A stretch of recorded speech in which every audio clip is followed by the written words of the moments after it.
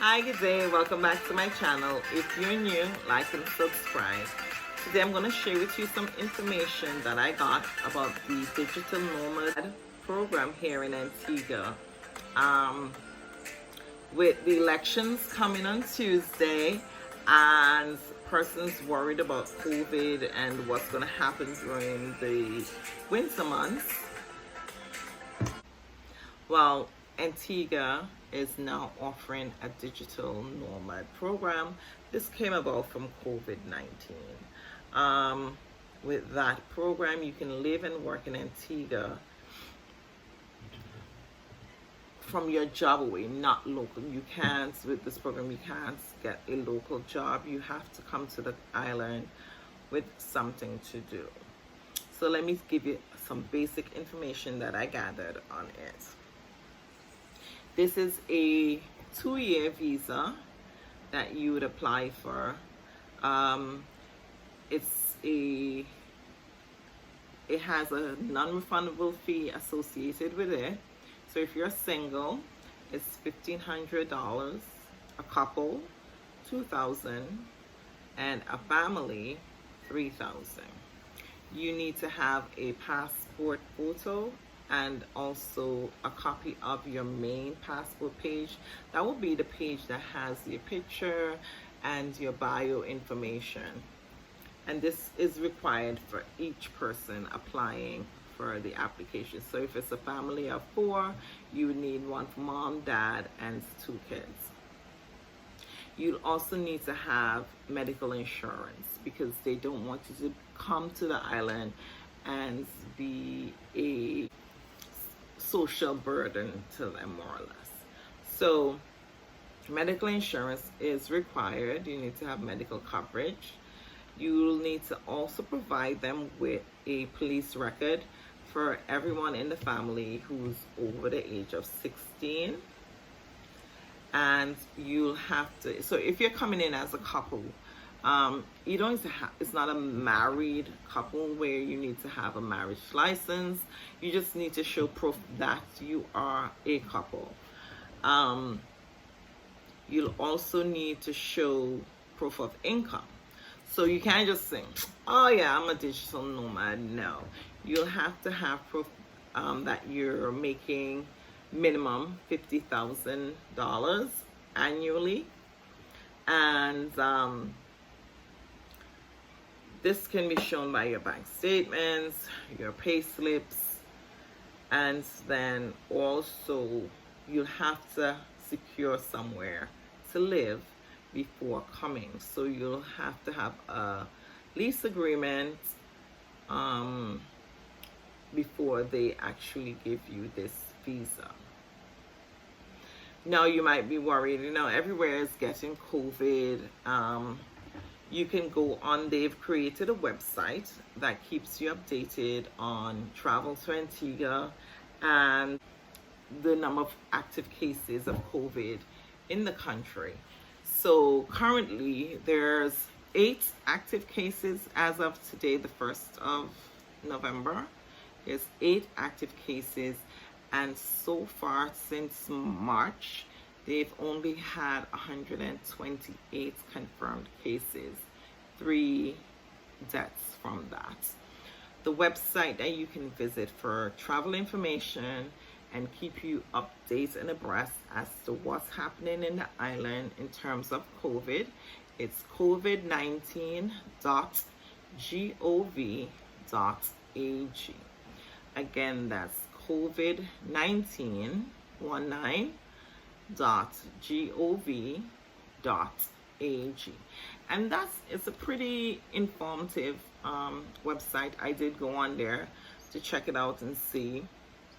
And it tells you what you'll have to do when you come to the island in terms of quarantine, if you'd have to quarantine. It also gives some information about, the hotline numbers if you fall ill while on quarantine, or if you have any questions at all. And it's updated as to the infection rates, if anyone's infected or not. So you might be asking, how is it that the rate of infection in Antigua is so low? One of the things is it is mandatory for you to wear a face covering, a mask. You can't walk around with a bandana or a shirt to tie your face. You're required to wear a mask. At all times when you're in public, if you're in your vehicle driving by yourself or with persons that from your household, you don't need to wear a mask. But whilst out in public, it is mandatory to wear a mask, or you'll be charged if caught by the police officers $500. That's the fine, $500. And also, all stores have a washing station, which I really love. And if there's no washing station, there's hand sanitizer at the entrance of the store, and you're supposed to sanitize before entering the store. Most of the places also now have introduced using the thermometer to check your temperature to make sure it's not elevated. That I've had some issues with, because I like fresh air, so I drive with my windows down, and the sun would burn one of my hands. So, it's hot from driving. So I always have to try and remember to give them the other hand that's inside of the car for them to check. At the schools, they're open. My son's school, you have to wait until their temperature is checked before you leave. And at school, the kids are also required to wear masks. They take a lot of mini breaks now. They do both online Google Classroom and in class. So because of the fact that they're taking so many breaks, the teacher would put certain notes for them to take at home before going off to school, which is actually, to me, preparing them for college later on in life. Because when you're in college, you read the chapter before you go to class, and then you have the discussions. So it's somewhere along that line, well, at the school that my son attends. So yeah, with all the different precautions and habits, which they should be habits that persons know, you wash your hand and sanitize, keep clean, they've been able to curtail the number of infections within the island. They also still have a curfew implemented. It's at reasonable time, 11 at night, from 11 until 5, I think. And the restaurants are not at full capacity. They're at 25. And there's no clubs right now. There's no huge social gathering, nothing more than 25 persons. So that's one of the many ways that they've been trying to curtail this until, there's a vaccine or something that comes about. But it's pretty safe, in my opinion. Most of the people do follow the regulations, the rules and regulations. So this is now a new option, which is a great option. You just can't, if you lose your job, you can't get a job here locally, because the whole idea of the program is to stimulate the economy, because Antigua is in the Caribbean, and as you probably are aware, that the Caribbean islands were affected greatly by this whole COVID, because persons aren't traveling, and most of the islands depend heavily on tourism as their main product for their GDP. So one of the ways that Antigua has now joined, like Dubai, Barbados, the Bahamas, in the Digital Nomad program. So when you talk about digital, you talk about the infrastructure. The internet here is not the most stable.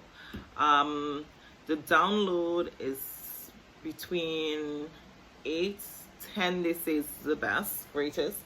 So it's normally, when I do a speed test, It's running me between 7, 8. And however, the upload, which for me working, I have to send information back. The upload is a challenge. The company that I'm using, sometimes I'm getting 1 point something, and they say the best is 3. If I wanted to get something higher, because I'm with a very small internet company, it's a lot more money.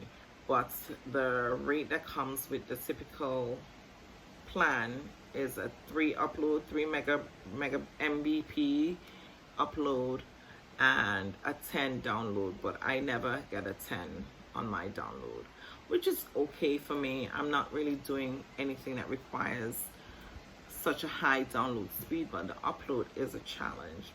And then when it's overcast, because most you have, let me tell you the type of internet service, the companies. You have Digicel, Flow, iNet, which is a state-owned, and you have a small company called ACT. Now, with the exception of iNet, where you can get fiber optic cable, the others use fiber air. So when it's overcast outside, or there are a lot of leaves on the trees, because I'm the type of person, I call to find out why this is happening to me, okay? They explain, like, if there's a lot of trees, if it's overcast, if it's very windy, it makes the internet a little internet service shaky. So it could be a struggle. But the whole digital thing is a great thing if you want to take your family, you're able to work at home now, so you can spend some time. It's going to be cold in North America and Canada. Well, Canada is not open as yet, so they have no flights coming to Antigua. They had to reschedule and said it'll start in December, because they were supposed to actually start this week, and they canceled that. So coming from New York, it's cold. You want to enjoy some time with your family, do some work, get the work out of the way, and then head to the beach, head outside to a local restaurant or something. It's great. But yeah, the internet is more or less the issue. When I was away, I bought a little device, thinking that would help, but it really didn't. It just has to do with the upload speed that the companies provide me with. So yeah, again, you can check out the Digital Nomad program. You should find more information on the Antigua Tourism website. And yeah, something new to try to help stimulate the economy. But I can tell you, I'm happy I'm here and not in the US during this COVID period. When I was there over the summer, there wasn't a lot that I could get done. I couldn't do a lot of the restaurants. I didn't even venture into Midtown Manhattan, because most of the stores are closed, or you can't go in and try stuff. So it was like a Debbie Downer for me. But give it a look. In terms of cost of living, because if you're saying, okay, maybe I'll try it, it's $1 US is the equivalent of $2.70 Eastern Caribbean dollar in Antigua. So for me, a household of 2, I spend roughly well, I have a young child, and he needs snacks and things of that sort. So I would spend roughly $250 to $300 EC dollars at the supermarket, and that's almost a little bit under 100 US every 2 weeks. And that's because he still really likes his processed products, so I get those for him for snacks and stuff. But electricity it's roughly $250 because you know you're running the fan, the place is hot, or an AC unit. Electricity could be high, very costly, but they also now have extended, since COVID, you'll get an extra 15% off if you pay your electricity bill in full before the 18th of the month. So I typically try and get that in. And gas is, I think it was like $14, 14 EC a gallon. I really don't look at that. I just, you know, give him a few dollars and tell them I drive a very small vehicle and it takes probably 75 EC dollars to fill the whole tank up, and that lasts me 2 weeks because I don't do a lot of back and forth. So if you're just at home driving to the beach, I'm telling, and you have a small vehicle, you can probably survive on $75 for 3 weeks, because I have to take my son to school, pick him back up, you know. So yeah, again, it's the Digital Nomad program, where you can live and work in Antigua for up to 2 years. Check that out. Thank you for tuning in. Bye.